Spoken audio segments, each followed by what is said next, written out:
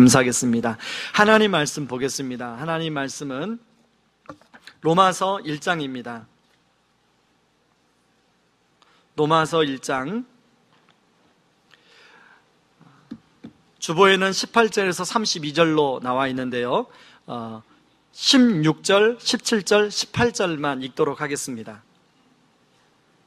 로마서 1장 16절, 17절, 18절 세 구절이니까요, 우리가 함께 읽겠습니다. 같이 읽습니다. 우리 잠옷실에 있는 분들도 아기 때문에 참 예배 집중하기 어렵지만 그래도 예배를 집중해서 이렇게 함께 성경을 읽을 때는 함께 읽길 바랍니다. 16절 읽습니다.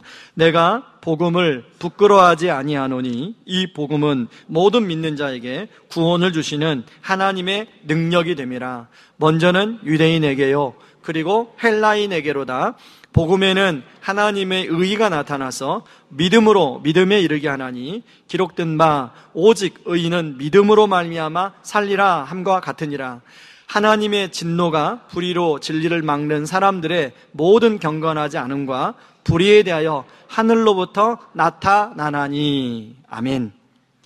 지난주 온라인에서는 온갖 강력 범죄 사건들이 이제 나오고 그것이 화제가 되었습니다. 특별히 그 PC방에서 젊은 청년이 아주 참 아무것도 아닌 일로 그렇게 살해당하는 일이 벌어졌는데요, 그 기자가 가해자한테 물었습니다. 아니 왜 이렇게 끔찍한 일을 벌였습니까? 그랬더니 그 가해자가 한 대답이 홧김에 그랬습니다. 여러분, 홧김에 그랬다는 건 뭔 말이에요? 그 평상시에 일면식도 없는데 갑자기 화가 나서 그 화를 참지 못하고 그 사람을 그렇게 죽였다는 거 아니겠습니까? 그런데요, 경찰청 조사에 의하면 이렇게 홧김에 순간의 분노를 참지 못해서 일어나는 살인사건이 한 해에 400건이랍니다. 실제 그래서요, 분노 조절 장애라는 그 병명이 나올 정도인데요, 실제로 건강보험심사평가원에 의하면 2013년에는 분노 조절 장애 환자로 등록된 분이 4,934명이라면 2017년에는 5,986명으로 점점 증가 추세에 있다는 거예요.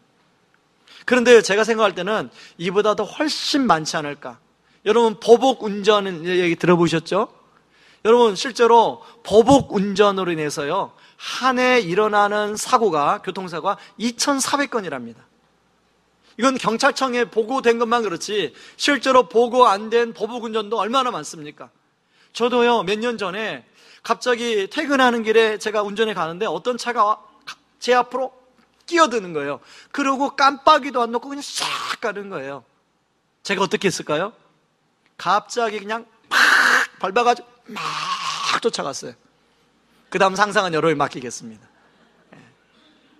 한두 번쯤은 여러분 그런 저처럼 쫓아가지 않았더라면 막 빵을 눌렀던 이런 분도 아마 계실 거예요. 그래서 사실은 분노 조절 장애가 환자가 많은데 실제로 그 상황이 되면 우리도 예외가 아니라는 것이죠. 그래서 우리 사회를 분노 공화국이다, 분노 사회다라는 말까지 하지 않습니까? 실제로 성경 안에도요, 이렇게 순간의 분노를 참지 못하는 사람들의 스토리가 많이 나옵니다. 여러분, 창세기에 나오는 가인, 그 순간의 분노를 참지 못해서 동생 아벨을 죽이지 않습니까? 하나님께 그것도 여러분처럼 예배를 드리는데 하나님께 제사를 드리는 것 때문에, 아니 형 가인의 제사는 하나님 받지 않고 아벨의 제사를 하나님이 받으신, 제사를 받는 건 하나님 마음이시잖아요. 그런데 화가 나서 동생 아벨을 죽이고 맙니다.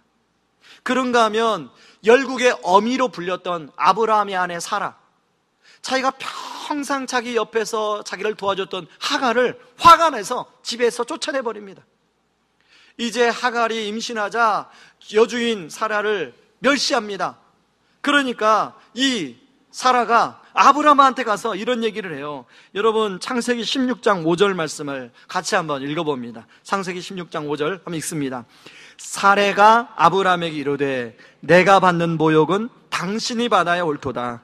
내가 나의 여종을 당신의 품에 두었거늘 그가 자기의 임신함을 알고 나를 멸시하니 당신과 나 사이에 여호와께서 판단하시기를 원하노라. 그런가 하면 에서, 여러분, 에서는 자기가 받아야 될 장자의 축복을 동생 야곱이 받았다고 동생 야곱을 화가 나서 죽이려고 합니다.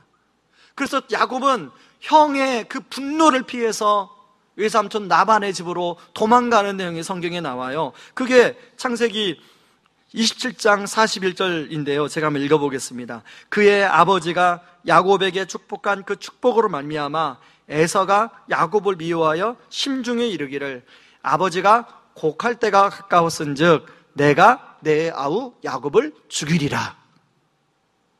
여러분, 이런 내용이 성경에 참 여기만 나오는 게 아니라 곳곳에 나와요. 구약에 훨씬 굉장히 많이 나오는데요. 제가 구약을 뛰어넘어 신약으로 돌아가 보겠습니다. 신약도 헤롯의 분노. 이제 동방 박사들이 유대인의 왕이 아기 예수로 태어났습니다라는 소식을 전해요. 헤롯이 동방 박사, 그 아기 예수를 발견하면 나한테 이야기해줘. 그런데 동방 박사가 천사의 지시를 받고 이야기를 안 해요. 그러니까 헤롯이 화가 나서 그 베들레헴에서 태어난 모든 신생아, 2살 아래 신생아를 다 죽여요. 바로 그것이 마태복음 2장 16절인데요. 제가 읽어보겠습니다.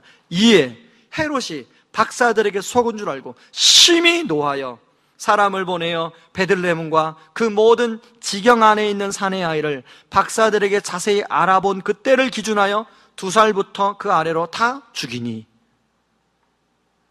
그래서 17절에 보면 그 아이를 잃어버린 부모들이 곡소리가 울려 퍼졌다는 얘기가 나오거든요. 심지어는 여러분, 예수님의 제자 베드로, 이제 마태복음 16장에 보면 빌립보 가이사랴에서 예수님이 제자들에게 묻습니다. 사람들이 나를 누구로 하느냐? 그러니까 베드로가 주는 그리스도시요 살아계신 하나님의 아들입니다. 그러니까 예수님이 감동을 해요. 베드로의 대답에, 이야, 앞으로 내가 너희 위에 너희 이름을 반석이라고 했고 반석 위에 교회를 세울 것이다.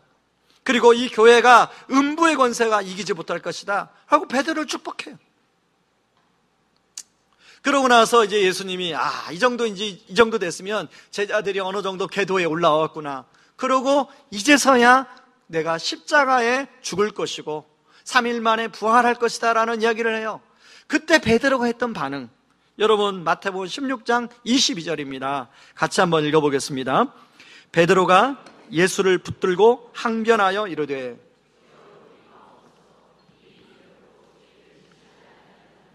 여러분, 이 항변하다라는 말은 위에 사람이 아랫 사람을 꾸짖을 때 하는 이야기예요. 그러니까 베드로가 화가 나서 자기가 원하는 대로 예수님이 예루살렘의 왕으로 등극해야 자기도 뭔가 좀 자기가 원하는 걸 얻을 수 있는데 그렇게 안 한다고 오히려 예루살렘에 가서 십자가에 죽고 이런다는 얘기를 들으니까 베드로가 막 화가 난 거예요. 예수님! 그러지 마세요. 막 이렇게 화가 난 거예요. 제가 좀 연기를 잘 못하니까 이해를 하시고, 그렇게 칭찬받았던 베드로, 그때 예수님 뭐라고 말씀하십니까? 예수님이 돌이키시며 베드로에게 이르시되, 사탄아, 내 뒤로 물러가라. 너는 나를 넘어지게 하는 자로다. 네가 하나님의 일을 생각하지 않고 사람의 일을 생각하는도다.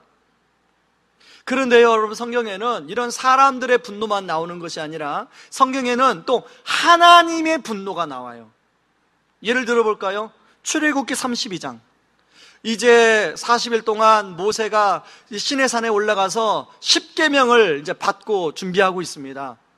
그러고 이제 내려와 보니 사람들은 금송아지를 만들어 놓고 하나님의 형상이라고 그걸 막 섬기고 찬양하고 예배하고 뛰놀고 있어요. 그때 하나님이 진노하셔요. 제가 출애굽기 32장 10절에 읽습니다. 그런즉 내가 하는 대로 두라. 내가 그들에게 진노하여 그들을 진멸하고 너를 큰 나라가 되게 하리라. 그랬더니 모세가 이렇게 기도합니다. 모세가 그의 하나님 여호와께 구하여 이르되, 여호와여 어찌하여 그 큰 권능과 강한 손으로 애굽 땅에서 인도하여 내신 주의 백성에게 진노하시나이까. 여러분뿐만 아니라 민수기 16장에 보면 고라와 다단과 아비람이 하나님과 모세를 또 원망하는 내용이 나와요. 그때 하나님은 또 진노하십니다. 이런 수많은 하나님의 진노가 성경에 나와요. 여러분, 예를 들면 다윗, 하나님 마음에 합한 사람이라고 부르지 않았습니까? 그런데 다윗이 범죄하자 하나님이 다윗의 죄에 또 진노해요. 그런가 하면 오늘 우리가 읽은 로마서 18장 1장 18절에도 같이 한번 읽어보겠습니다. 하나님의 진노가 불의로 진리를 막는 사람들의 모든 경건하지 않음과 불의에 대하여 하늘로부터 나타나나니. 여러분, 하나님은 선지자를 보내서 이런 불의에 빠진 인간들을 돌이키기 위해서 애를 썼어요. 근데 사람들이 그 말을 안 듣는 거예요. 자기 마음대로, 자기 생각대로 살겠다는 거예요. 그래서 하나님은 내어버려 두셨다고 나와요. 우리 2주 전에 살펴본 것처럼 24절에도 보면 그들의 마음의 정욕대로 내어버려 두사, 26절에도 보면 그들을 부끄러운 욕심에 내어버려 두셨으니, 28절에도 그들을 상실한 마음대로 내어버려 두사. 결국은 이렇게 내어버려 둔 결과가 어땠습니까? 그들이 그들의 죄에 대한 상당한 보응을 받게 됐다고 성경에는 기록되어 나와요. 이처럼 성경은 인간의 분노와 하나님의 분노가 충돌되며 계속 평행선을 달리는 것 같아요. 그래서 성경 이야기는요, 한마디로 분노의 왕국 이야기입니다. 인간은 자신의 마음대로, 생각대로, 뜻대로 하고 싶어서 분노하고, 하나님은 그런 인간들의 죄성의 죄를 보면서 또 분노하고, 결국은 이렇게 평행선을 달리다가 막바지에 가면 하나님이 그런 죄에 빠진 인간들을 심판한다. 결국 그게 성경 이야기 아닙니까? 여러분, 우리는 그런 하나님의 분노에 심판 아래 있는 거예요. 살아가는 거예요. 그런데 이 인간의 분노와 하나님의 분노의 핵심에는 뭐가 있냐면 바로 죄가 있어요. 죄. 그 죄가 뭐냐? 내 마음대로 하고 싶어하는 자기 중심성. 그런데 여러분, 이런 분노를 내버려 두면 어떻게 될까요? 이 세상, 우리가 살고 있는 세상은 온갖 분노하는 사람들로 점점 살기 어려운 세상이 될 거예요. 여러분, 묻지마 살인. 여러분, 저는 21살짜리가 그렇게 PC방에서 아르바이트해서 살해당하는 일을 보면서, 그리고 엊그제도 또 신문 보니까 결혼을 약속했는데 상견례 해가지고 뭐가 마음에 안 들었는지 모르지만 또 자기 사랑하는 결혼 약속까지 한 그 여자친구를 무참히 또 죽였다는 기사를 보게 됐어요. 그런 걸 볼 때마다 여러분, 부모로서 어떤 마음이 듭니까? 우리 딸이 진짜 사람을 잘 만나야 되는데, 우리 아들이 진짜 사람을 잘 만나야 되는데 혹시 우리 아이가 피해보는 거 아니야? 여러분, 우리 그런 생각하지 않아요? 저는요, 이 세상을 바라볼 때마다 어떤 생각이 드냐면, 제가 이 말씀을 생각하다가 아주 어렸을 때 봤던 중국 영화, 중국 무술 영화. 여러분, 우리 어렸을 때 그 TV도 없는데 그 명절에 보면 중국 무술 영화를 이렇게 보여주면 막 이장님 댁에 모여가지고 TV를 봤던, 이거 저만 시골에 살아서, 여러분 다 도시에 살으셨죠, 그죠? 그런데요, 그 중국 무술 영화 그 스토리를 보면 너무 뻔해요. 이제 그 원수가 있어서 그 자기 아버지를 이제 죽여요. 부모를 죽여요. 가까스로 살아난 그 한 사람이 평생 도망쳐가지고 평생 마음의 분노를 갖고 살아요. 언젠가는 우리 부모의 원수를 갚으리라. 그러다가 아주 유명한 그 무술 고수를 만나요. 그래서 고수에게 무술을 전수받고 원수를 아주 멋지게 원수를 갚습니다. 그러고 영화는 끝나요. 저는 여러분, 그 영화 그 다음엔 어떻게 됐을까요? 그 다음은 어떻게 됐을까요? 여러분, 그렇게 원수를 갚았어요. 상대방의 원수에 또 자녀가 있을 거 아니에요. 그 사람은 또 분노를 품고 언젠가는 원수를 갚으리라. 계속 사이클처럼 맴도는 거 아니겠습니까? 그래서요, 분노는 분노를 낳게 돼 있어요. 그리고 그 분노는 또 다른 분노를 낳게 돼 있어요. 여러분, 그게 그냥 모르는 남과의 얘기가 아니라 한 가정 안에서 이루어져요. 아버지가 분노하면 자식은요, 그 분노의 상처를 가지고 그 다음 자식에게 또 분노해요. 그게 우리가 살고 있는 우리 가정의 모습 아닙니까? 만약 이대로 역사가 흘러가게 되면 결국은 저와 여러분은 이런 분노의 왕국으로부터 결국은 하나님의 심판을 받을 수밖에 없는 결국에 도달하게 됩니다. 그렇다면 이런 분노의 왕국에서 우리가 자유롭게 되기 위해서는 어떻게 해야 되나? 첫 번째, 저를 따라하시기 바랍니다. 매 순간 십자가를 붙들어라. 예, 제가 설교를 처음에 저 제목으로 했다가 바꿨어요.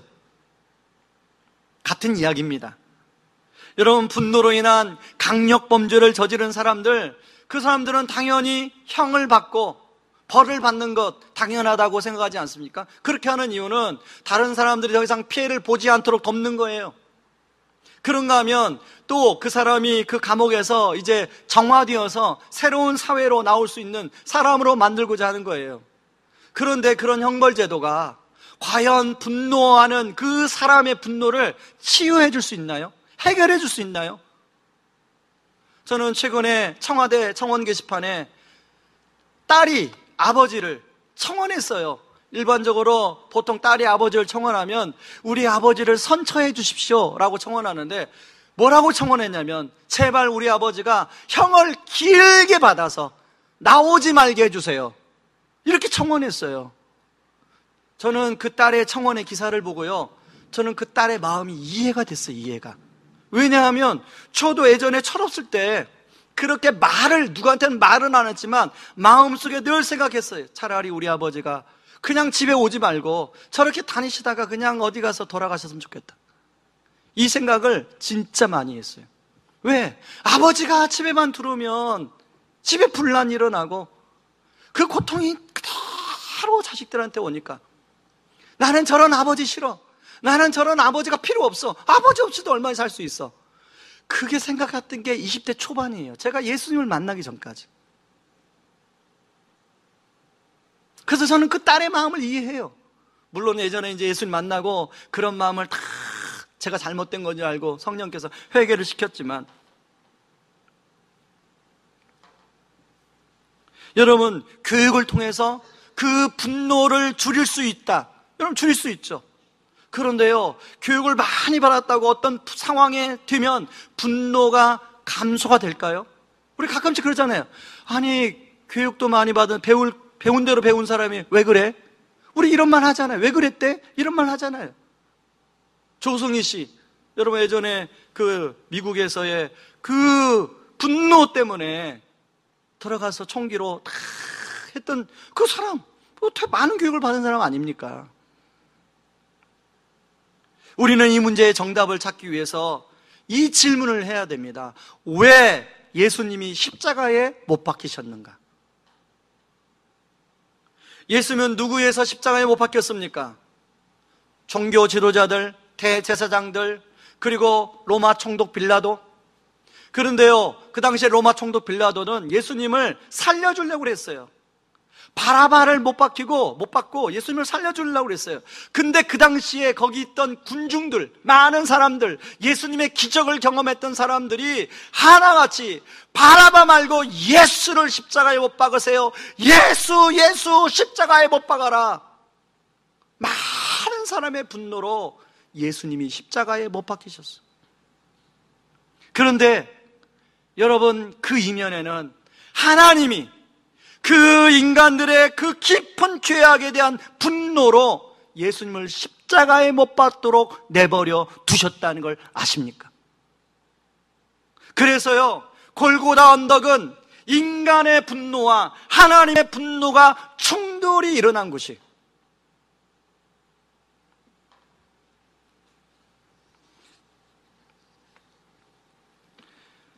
죄와 반역을 저지르는 세상을 더 이상 참을 수 없었던 하나님의 거룩한 분노예요. 그래서 예수님은 엘리 엘리 라마 사박다니, 하나님이 왜 나를 버리시나이까? 라고 외쳤을 때 하나님이 능력이 있어서 예수님을 구할 수 있었지만 하나님은 그 자리에서 꼭 참았어요. 두 손을 불끈 쥐고 꼭 참았어요. 왜냐하면 예수님이 우리의 죄, 인간의 그 지긋지긋한 죄값을 다 지불하고 정결케 하셔야만이 우리가 자유롭게 될 수 있기 때문에. 여러분, 이 분노의 순간이 구약에 나오는 것처럼 정죄와 심판으로 끝나지 않은 것은 바로 십자가라는 은혜의 하나님의 격렬한 분노가 있었기 때문이에요. 그리스도는 십자가에서 우리에게 생명을 주시는 은혜를 통해서 우리를 자유케 하셨습니다. 여러분, 사실 사람들의 분노를 전문가들이 파고 들어가 보니 사랑의 결핍 때문에 분노가 생긴다는 거예요. 누구나 사람은 사랑받고 인정받고 칭찬받고 그렇게 받고 살아가길 원합니다. 그러나 사랑을 받아야 될 때, 인정을 받아야 될 때 그때 그것이 받아들여지지 않음으로 말미암아 그런 결핍 때문에 분노가 하나 쌓이다 보니 밖으로 분노가 표출되게 되더라는 거예요. 예를 들면 가인, 사라, 이스라엘 백성들, 그리고 베드로 모두 다 마찬가지죠. 하나님의 형상대로 만들어 우리를 빚으신 하나님은 바로 이 인간의 그 모습의 실체를 너무 잘 아셨어요. 그래서 하나님께서는 분노를 멈출 수 있는 것이 교육도 아니고 어떤 제도와 시스템이 아니라 바로 진정한 사랑만이 멈출 수 있다는 걸 알았습니다. 그래서 하나님은 이런 분노의 왕국으로부터 우리를 구원해 주시기 위하여 자신의 아들을 십자가에 못 박도록 내버려 두신 거죠. 그리고 예수님은 자신의 목숨을 내어주는 걸 통해서 진정한 사랑이 무엇인가를 우리에게 확증해 보여주셨어요. 그래서 이 사실을 믿고 받아들이는 사람에게는 진정한 사랑으로 인해서 결핍된 사랑이 채워지는 거예요. 참된 사랑이 채워질 때 우리 안에 오랫동안 받은 그 상처와 아픔이 표출하는 분노가 하나하나 치유되고 씻어지기 시작하는 것입니다. 그래서 로마서 1장 16절에는 복음은 모든 믿는 자들에게 구원을 주시는 하나님의 능력이라고 이해합니다. 무엇으로부터 구원이냐? 바로 상처와 아픔이 주는 죄에 대한 죄로부터 나오는 분노로부터 우리를 구원해 주신 거예요. 그러나 여기서 한 가지 짚고 넘어가야 할 것이 있습니다. 그러면 목사님, 예수 믿는다고 장땡입니까? 장땡이라면 아시죠? 제가 시장 언어를 좀 사용했습니다. 예수를 믿으면 모든 분노로부터 자유롭게 됩니까? 그런데 왜 나는 안 됩니까? 아마 오늘 말씀을 듣는 분이 그런 말을 할 거예요. 그것은 여러분, 우리는 예수 믿으면서도 우리의 본성이, 죄성이 여전히 우리 안에 있어요. 예수님이 이 땅에 온전히 오시기 전까지는 우리의 본성과 죄성이 살아있어요. 그래서 예수를 믿지만 인간적인 생각으로 충만케 될 때는 바로 우리가 똑같이 어떤 상황에 분노하게 되는 거예요. 여러분, 우리는 얼마나 넘어지기 쉬운 연약함을 가지고 있습니까? 그래서 순간순간 복음이 주는 십자가의 사랑을 붙들지 않으면 여러분, 우리는 우리의 본성이 튀어나오게 되어 있습니다. 그런데 감사한 것은 나의 본성이 튀어나오려고 할 때 주님의 십자가를 붙들면 본성이 들어가고 성령이 일하기 시작하시는 거예요. 이것은 목사인 저나 또 모든 직분을 가진 사람 다 마찬가지입니다. 아무리 돌을 많이 닦은 스님도 마찬가지예요. 이건 마찬가지예요. 여러분, 우리가 집에서 배우자와 대화할 때도 분노할 때가 있고요, 자녀랑 이야기할 때도 분노할 때가 있고요, 직장에서 일할 때도 분노할 때가 있고, 여러분 운전할 때도 얼마나 우리가 분노할 때가 많습니까? 심지어는 교회에서 봉사할 때도 분노할 때가 많아요. 그래서 우리는 순간순간마다 나의 본성이 올라올 때마다 십자가의 복음으로 우리가 돌아가야 돼요. 주님이 저와 여러분을 위해서 자신의 몸을 버리신 예수님의 그 사랑으로 돌아가야 돼요. 그래서 여러분, 공동 번역 성경에 갈라디아서 2장 20절에 보면 이런 말씀이 나와 있습니다. 같이 한번 읽습니다. 같이 읽습니다. 이제는 내가 사는 것이 아니라 그리스도가 내 안에서 사시는 것입니다. 지금 내가 살고 있는 것은 나를 사랑하시고 또 나를 위해서 당신의 몸을 내어주신 하나님의 아들을 믿는 믿음으로 사는 것입니다. 여러분, 우리가 지금 사는 것은 내가 사는 것이 아니에요. 내가 살면 분노할 수밖에 없어요. 어떤 사람이 내가 원하는 것을 방해하면 분노할 수밖에 없어요. 그러나 내가 사는 것이 아니라 그리스도가 내 안에서 사실 때 성령이 일하기 시작하시죠. 지금 내가 사는 것은 나를 사랑하고 나를 위해서 자기 몸을 버리신 하나님의 아들을 믿는 믿음 안에서 산다는 것이 바로 그런 겁니다. 순간순간마다 예수 그리스도의 십자가를 붙드는 거예요. 제가 읽은 책에 이런 얘기가 나왔습니다. 어떤 중년의 남자분이 하도 가족들이 아빠 제발 아버지 학교 좀 다녀오세요. 권면을 했습니다. 미루다 이 중년의 남성분이 아버지 학교를 갔어요. 아버지 학교가 이제 1주차부터 5주차까지 있는데요. 그 중에 매주 숙제를 내줍니다. 그런데 어떤 숙제를 내줬냐면 자기에게 가장 상처를 줬다고 생각하는 사람을 적어보세요. 그래서 이 중년의 남자분이 누구를 적었냐면 자기의 아버지를 적었어요. 아버지 이름을 적었더니 뭐라고 숙제를 내주냐면 이번 주간 그분이 살아계시면 찾아가서 사랑한다고 안아주세요. 만약에 그분이 돌아가셨다면 그분을 생각하면서 내가 정말로 우리 아버지를 용서해야겠다는 마음을 가져보세요 하고 숙제를 내줬대. 여러분, 우리 부모님 세대 70, 80세대는요 전쟁을 경험하고 보릿고개를 경험하고 그 힘든 시간을 보냈어요. 그래서 사랑을 받아본 경험이 없어요. 애들도 막 줄줄이 나가지고 그냥 다 방목하고, 지금이야 한둘 나가지고 막 사랑을 주고 있지만 밥을 먹었는지 안 먹었는지 모르고 그냥 내버려 두는 거예요. 그런데 이 중년의 남자분이 아버지를 찾아가서 아버지 사랑합니다 하고 안아드렸대. 그랬더니 그 아버지가 갑자기 끄덕하고 울더래요. 왜 울었을까요? 아버지도 이제 인생이 80이면서 그 자식들을 키운 자식을 모습을 보니까 후회가 되는 부분이 있는 거예요. 그런데 그 아들이 찾아와서 아버지 사랑합니다 라고 하니까 아버지가 복받쳐서 우는 거 아니겠어요? 바로 이게 하나님의 아들을 믿는 믿음 안에서 사는 것이 바로 이거라는 것이죠. 그럴 때 그 분노로부터 우리가 자유로울 수 있는 줄 믿습니다. 그런가 하면요, 두 번째, 저를 따라하시기 바랍니다. 하나님과 함께 분노하라. 여러분, 십자가는 우리를 분노에서 자유롭게 하는 것뿐만 아니라 우리의 분노의 방향을 바꾸는 능력이 있습니다. 폴 트립은 그의 책에서 이렇게 질문합니다. 하나님은 십자가를 통해 분노하지 않는 사람들의 왕국을 만드는 것이 목표였을까? 아니다. 십자가는 분노하는 사람들을 만들어내고자 하였다. 여러분, 이게 무슨 말입니까? 대부분의 사람들의 분노는 파괴적이고 위험적입니다. 왜냐하면 자기라는 우상에서 나온 분노이기 때문에 그렇습니다.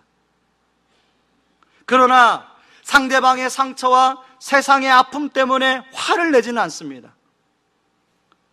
주로 그 상처로 인해서 자기가 원하는 것이 이루어지지 않을 때 우리는 분노합니다.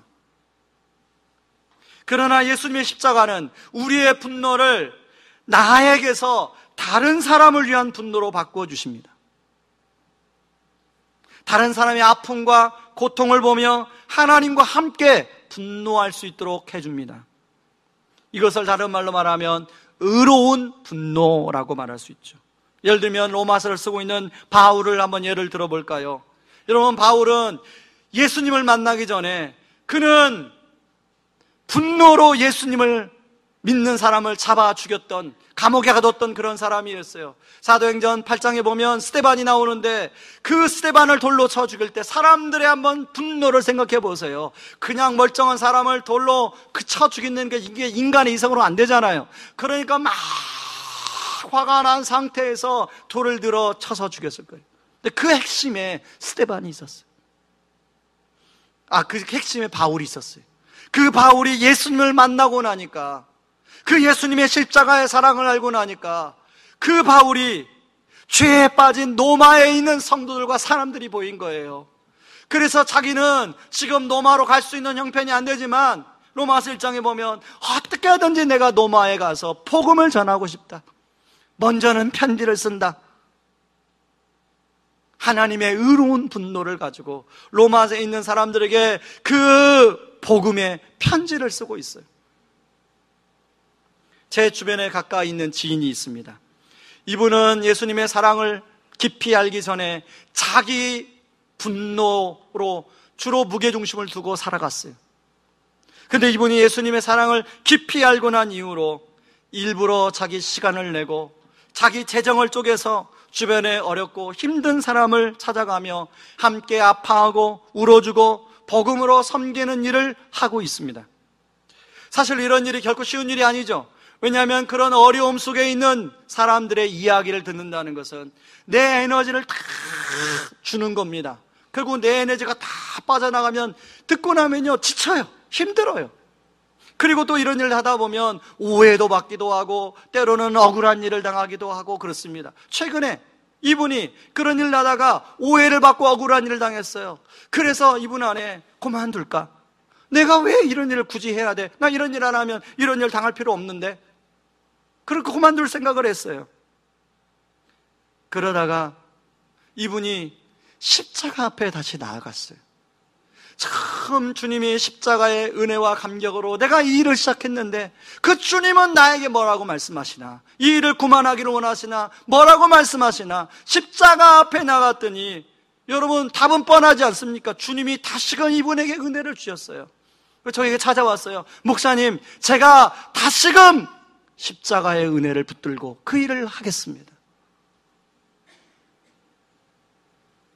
제가 보니까 그 일을 더 열심히 해요. 바로 이것이 하나님과 함께 분노하는 것이죠. 저는 지난주 중에 오랜만에 뮤지컬을 보았습니다. 우리나라 유일의 기독교 극단인 작은 광야라는 극단이 있는데요, 거기에서 오 마이 갓스라고 하는 뮤지컬을 지금 방영하고 있습니다. 저 뮤지컬 제 포스터인데요, 다시 보여주세요. 오 마이 갓스. 오 마이 갓스란 말이 직역을 하면 오 나의 잡심들이여 라는 겁니다. 여러분 뭔가 이렇게 눈치를 채신 분이 있을 텐데요, 이 작은 광야의 극단은 우리나라 유일한 기독교 극단인데요, 복음을 위해서 뮤지컬을 만들어요. 저 오마이갓스라는 뮤지컬이 사실은 저 극단의 대표이신 김관영 목사님이란 분이 계십니다. 그거 제가 잘 알지도 못해요. 누구에게 그 목사님이 이제 저를 이렇게 소개받고 오랫동안 저한테 연락을 했어요. 목사님 한번 대학로에 오셔서 뮤지컬을 한번 보세요. 그래서 제가 이런저런 이유로 얼마나 약속을 어겼는지 몰라요. 그러다가 도저히 약속을 어길 수 없어서 이제 지인, 친구 몇 분의 목사님들과 함께 가서 저 뮤지컬을 봤는데요, 기대를 별로 안 했습니다. 근데 2시간 뮤지컬을 하는데요, 첫 번째는 재미, 감동, 은혜, 한시도 다른 생각을 못해요. 너무너무 연기를 잘하고요, 너무너무 노래도 잘하고 춤도 잘 추고. 그런데 진짜 중요한 것은 그 안에 복음이 묻어져 있어요. 1막, 2막, 3막이 다 복음이 묻어져 있어요. 너무나 자세하게 말하면 또 이렇게 보실 분에게 방해가 될까봐 그래도 잠깐만 얘기할까요? 1막은 우리가 읽었던 내가 믿는, 팀 켈러의 내가 믿는 신을 녹여냈어요. 그걸 현대로 녹여냈어요. 2막은 우리 제자 훈련 때 우리가 일그러진 성령님의 얼굴이라는 책을 녹여냈어요. 3막은 탕부 하나님 책을 녹여냈어요. 이 정도까지만 알려드릴게요. 그냥 제가 보고 느낀 거예요. 그 목사님이 녹여냈다고 말해준 게 아니라 제가 그걸 보고 이 책을 저렇게 만들었네 하고 느낄 정도니까. 근데 진짜 오면서요, 여운이 남았던 건 뭐냐면 그 뮤지컬의 내용도 너무 좋았는데 이거 꼭 얘기해야 됩니다. 여러분, 그 뮤지컬을 꼭 지인들하고 가서 함께 보시기 바랍니다. 특별히 사춘기 자녀들 가서 보시기 바랍니다. VIP 모시고 가서 보면 자연스럽게 복음이 전합니다. 너무 좋은 뮤지컬이에요. 재미도 있고 감동도 있고. 그런데요, 그 뮤지컬을 만들기 위해서 그 젊은 배우들, 연출, 조연출, 극본 쓰는 사람들, 노래 작사, 작곡하는 사람들이 문막에서 한 생활 공동체를 이루며 살아간다는 거예요. 그러니까 경제 공동체예요. 한 사람이 어려우면 이 주머니가 한 주머니니까 다 어려워요. 근데 여러분, 뮤지컬 하는 사람, 연극하는 사람들이 재정적으로 넉넉하지 않다는 거 우리가 알잖아요. 그런데 복음을 위해서 이제까지 그분들이 한 10편 정도, 1년에 한 편 내지 2편 정도 이제 만들어서 올리는데 10편 정도를 했다는 거예요. 저는 오면서 여러분 그 뮤지컬을 보면 이제 책자 같은 걸 구입하지 않습니까? 그 책자에 보면서 그 배우들의 모습을, 이름을 하나하나 봤어요. 나이로 보면 20대 후반, 이제 30대 초반 같아요. 어떤 사람은 20대 중반도 있어요. 야, 이 청년들이 자기의 삶을 헌신하며 하나님 나라를 위해서, 복음을 위해서 하나님과 함께 분노하는구나. 그것이 감동이더라고요. 여러분, 이제 제가 뮤지컬 이야기했으니까 여러분의 인생을, 저희 인생을 만약에 누군가가 극본을 써서 드라마나 뮤지컬로 표현한다면 어떤 드라마와 어떤 뮤지컬이 되겠습니까? 사실 하나님 앞에 가면 우리가 어떻게 살아왔는지 모든 것이 쫙 드라마처럼 펼쳐지게 될 거예요. 그렇다면 어떤 드라마일 것 같아요? 우리에게는 두 가지 선택이 있습니다.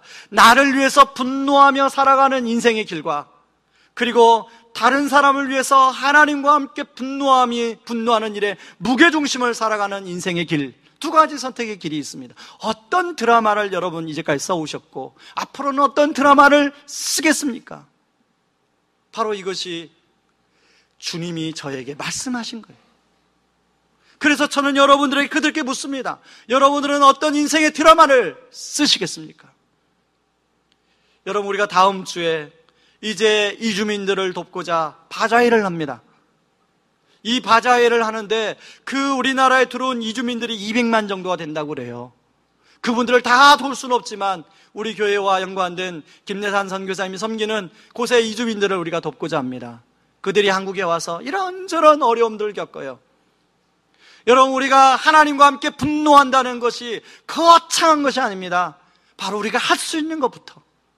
저는 그래서 다음 주에 바자회 할 때 여러분들이 적극적으로 바자회에 참여해서 무엇이든지, 물건으로든지 봉사로든지 아니면 여러분이 구입해 주든지 참여해서 하나님과 함께 분노하는 것이 얼마나 기쁨이고 얼마나 감사하고 얼마나 은혜인지를 경험하는 저와 여러분들 되기를 주님의 이름으로 축원합니다.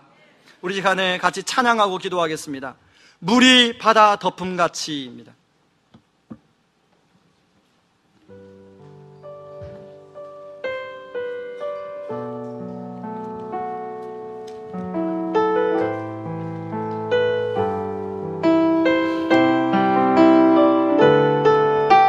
세상 모든 민족이 구원을 얻기까지 쉬지 않으시는 하나님, 주의 심장 가지고 우리 이제 일어나 주 따르게 하소서. 세상